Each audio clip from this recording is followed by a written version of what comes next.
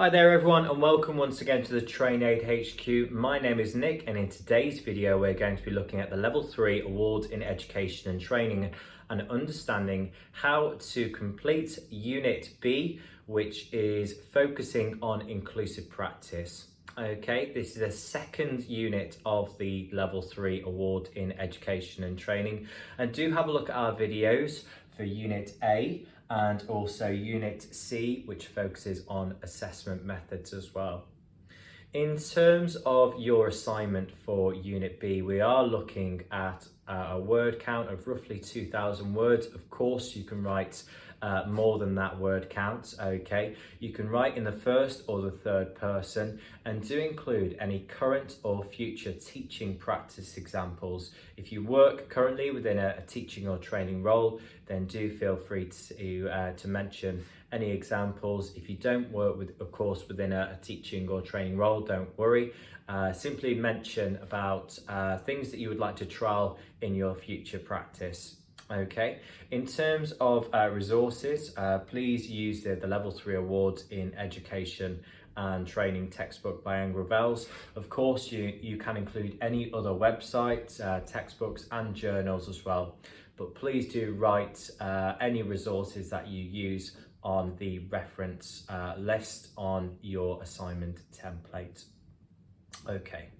So we're looking at criteria 1.1 first, okay? And criteria 1.1 is to describe features of inclusive teaching and learning. Okay, so to begin this assignment, it would be fantastic for you to describe in your own words what inclusion means. You can, of course, include the quote here by Anne Gravels.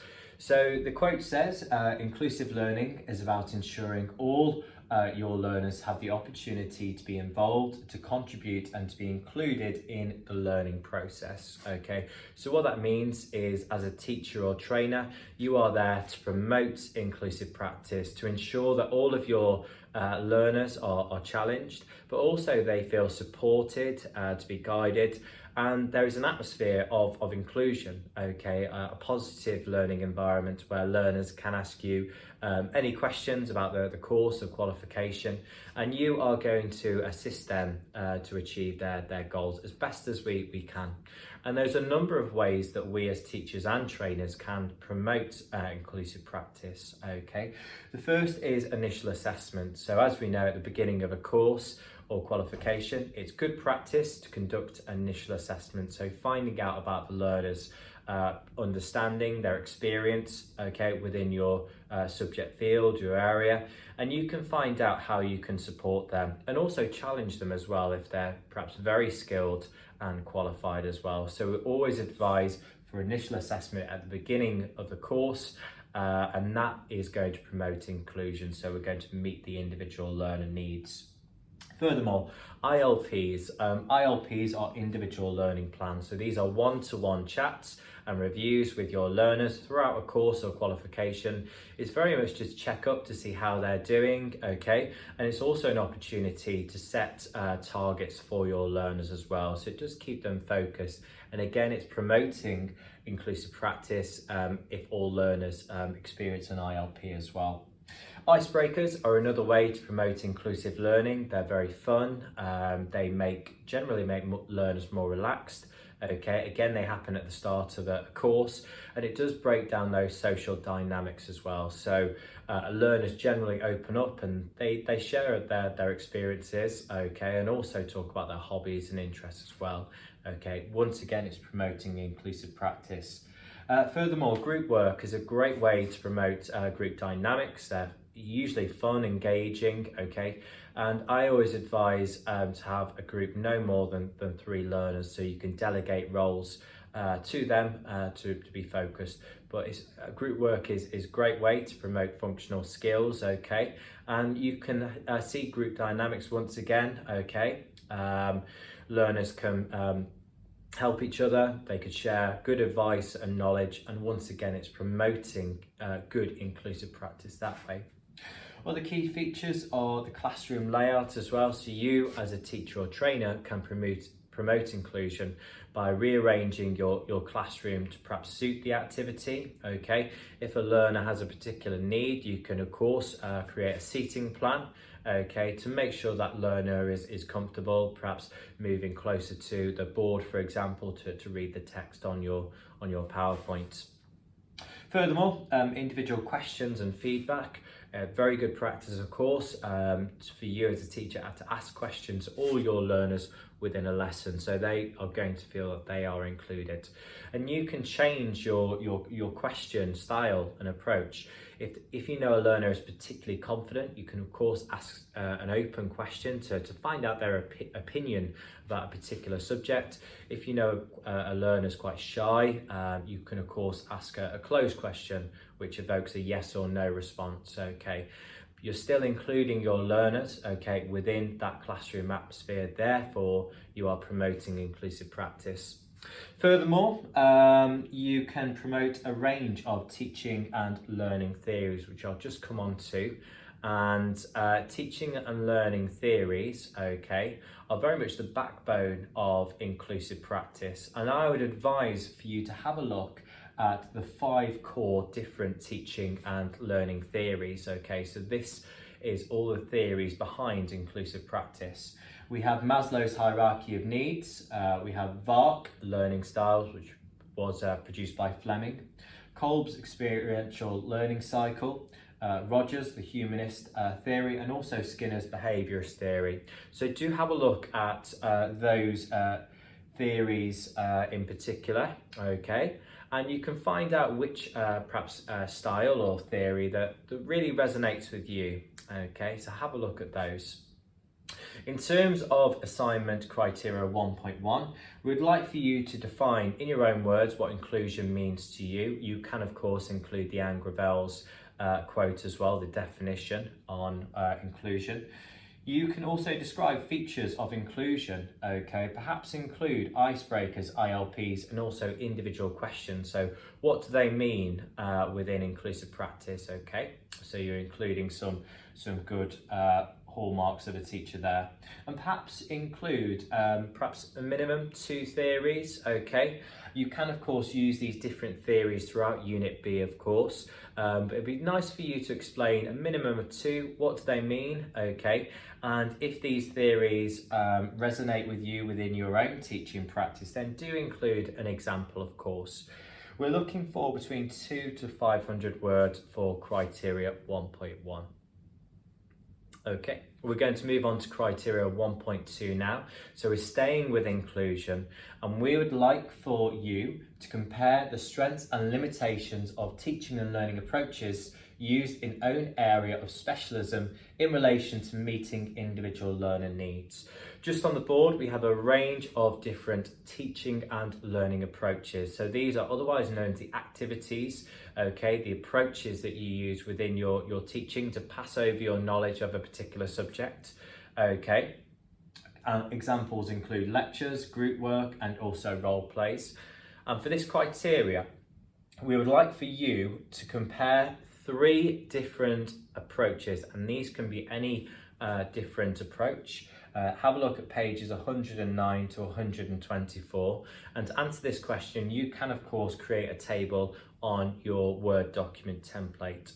So we'd like for you to select any 3 different teaching and learning approaches, okay, to describe what they are, and also looking at a minimum of 2 strengths and 2 limitations for each, okay? So we're thinking about inclusive practice here for this question.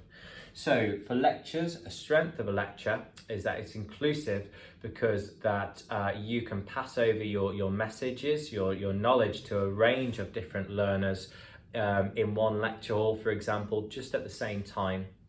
A drawback of lectures and in terms of inclusive practice is that individual questions might not be answered, okay? So a learner might be too shy or reluctant to put up their hands, and therefore it's not promoting inclusive practice in that sense, okay? So just to reiterate, any 3 approaches and the strengths and limitations of those, okay?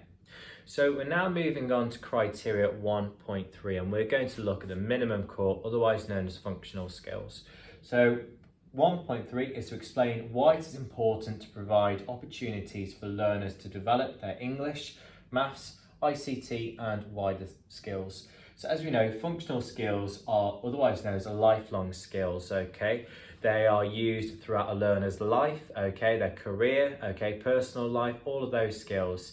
And it's our role as teachers to really help to foster those skills, of course, so learners do feel more confident, okay, in the outside world, of course, their future career as well. And we're thinking here about ways in which we as teachers or trainers can embed those skills, okay? So for example, literacy, okay, could be perhaps reading a textbook, okay? In terms of language, things like discussions, debates are all going to improve a learner's confidence and language skills.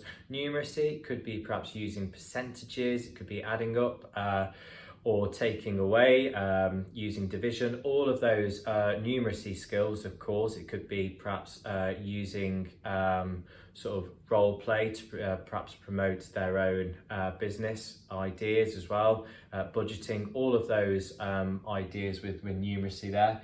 And also ICT and digital skills. So this could be using, of course, computers to use research, the internet, and also using their phones as well. Okay, perhaps even downloading apps is going to promote digital skills here. So for this criteria, I would like for you to think about why it's so important that we do foster these skills and think about the consequences if learners didn't have sort of confidence within these skills. Okay. Furthermore, we would like for you to think about your own teaching practice and perhaps what activities and approaches you use to foster these skills. Have a look at pages 84 to 95, and in terms of word count, we're looking at between 200 to 400 words. We are going to move on to criteria 1.4 next, and this is all about the reasons why inclusive practice and inclusive teaching and training is so important, okay, not only to the individual learner but also to the organisation as well, okay. So there are a number of reasons here which you could include within your assignment. We have equality, fairness and also respect. The Equality Act came into force in 2010, okay. It's to ensure that all learners, okay, are not discriminated against, okay. And we as teachers and trainers are there to promote the Equality Act, okay, to ensure that all learners are listened to, okay, their needs are met, okay, that they are naturally supported, and it's generally a more positive and vibrant teaching atmosphere here as well. So reputation for your course, your organisation is very important here. So we're thinking of promoting inclusive practice as best as we can. Another key factor is Maslow's hierarchy of needs. If learners feel that their individual needs are being treated, then of course they're going to self-actualize, they're going to fulfill their potential and realize that. Okay, so that's very important that we are guiding them towards their end goal, so they feel that they can achieve whatever it is they are hoping to. And also different learning styles as well. So if you can promote a variety of different teaching and learning approaches, this is going to suit different learners. It's going to keep them motivated, of course, but you're going to cater for different learning styles, and therefore again they're going to achieve their qualification and end goal if we give a varied teaching style. In terms of this assignment question, we would like for you to explain a minimum of 3 reasons why it's so important to promote inclusive practice. Okay. In terms of a word count, we're looking for between 200 to 400 words. The very next criteria is looking at 2.1.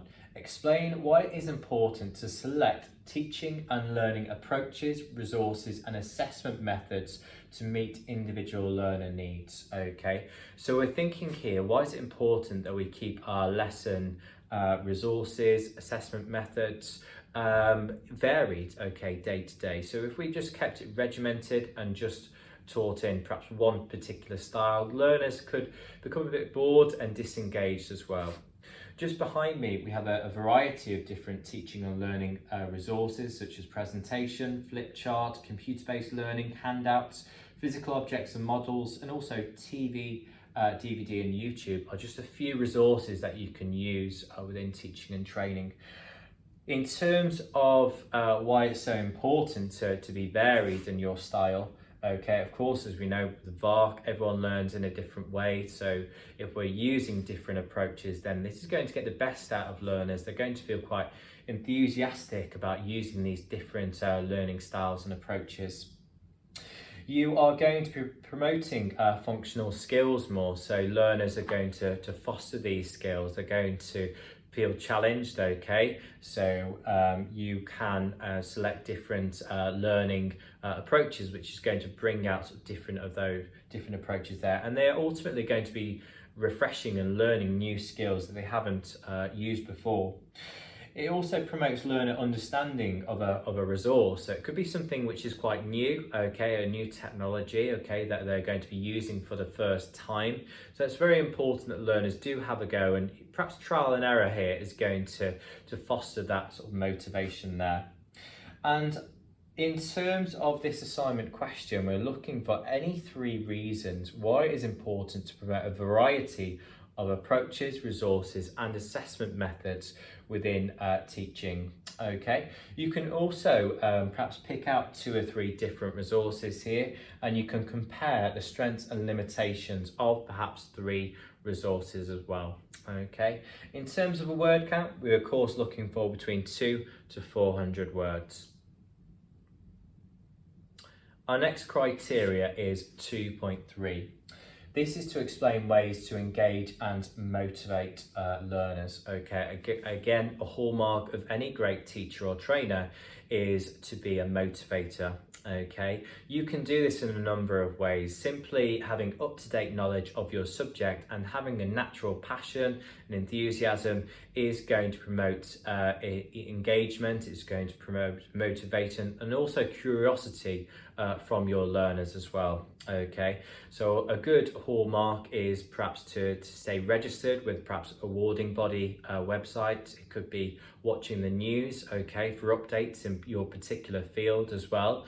Speaking to managers and perhaps colleagues to find out what are the latest changes within your organisation's subjects as well. If you're staying current and your knowledge is fresh, of course you can provide the best advice to your learners, okay, and that's going to be very powerful.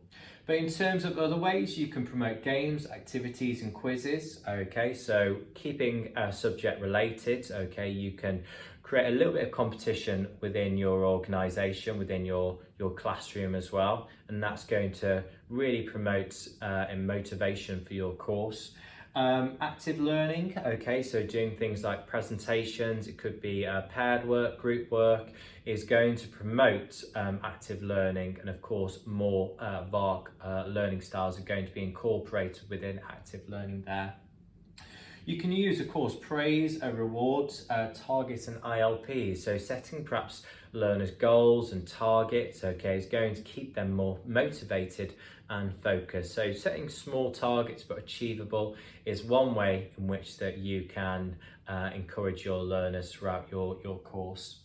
In terms of this assignment activity, what we'd like for you to do is think about why it is important to engage and motivate learners within the education and training course, okay? Think about the consequences if you are not a motivator, for example, and perhaps include 3 ways that you as a teacher or trainer can engage and motivate your learners. Again, we're looking for between 200 to 400 words here. Okay, our next criteria is to think about ground rules, okay? So to summarise ways to establish ground rules with learners, okay? So ground rules are a joint agreement between yourself, the teacher, and also learners about the rules of the classroom, okay? It's very good practice that you set these out at the very beginning of a course, okay? And it's a classroom contract, okay? So everyone understands the ground rules, okay? What's acceptable within the classroom and what is not, okay? And that's very important for any positive teaching atmosphere, okay? So it promotes mutual respect, okay? And it's otherwise known as a personal code of conduct as well, okay? For any learner who perhaps breaks a rule on the contract, then you could perhaps show them the rules that they created. Is also very good advice to perhaps get learners to sign the classroom contract as well. You could also laminate it, you can put it on your classroom wall and it's there as a reminder. Okay, if learners feel that they have been a part of the policy making process, then they're more likely going to adhere to these rules as well. Okay, so why not give it a try within your own classroom? In terms of this criteria, I'd like for you to think about why ground rules are important within teaching and training. Okay, when should ground rules be created? Okay, so think about the very start of a course as well. Perhaps you can include some of the key features of creating ground rules. And if you've, of course, had any experiences of using ground rules, okay, please do include those within this criteria. We're looking for between 200 to 400 words, okay. That brings us on to the learner reflection, okay, on inclusive practice. We'd like for you to reflect on what you have learnt and refreshed from this unit and how might it influence your future teaching practice as well. Okay, so a paragraph of information there. And please also sign and date the assignment as well. So a typed signature is fine. And please send this to the submissions team. So submissions@train-aid.co.uk for your assignment to be marked within 5 working days. Thank you very much for watching our video. Please like and subscribe, okay, to our YouTube channel to receive the latest videos and updates, okay. So if you are doing the Level 3 Awards in Education and Training, do have a look at our next video on Unit C. Thank you very much, everyone.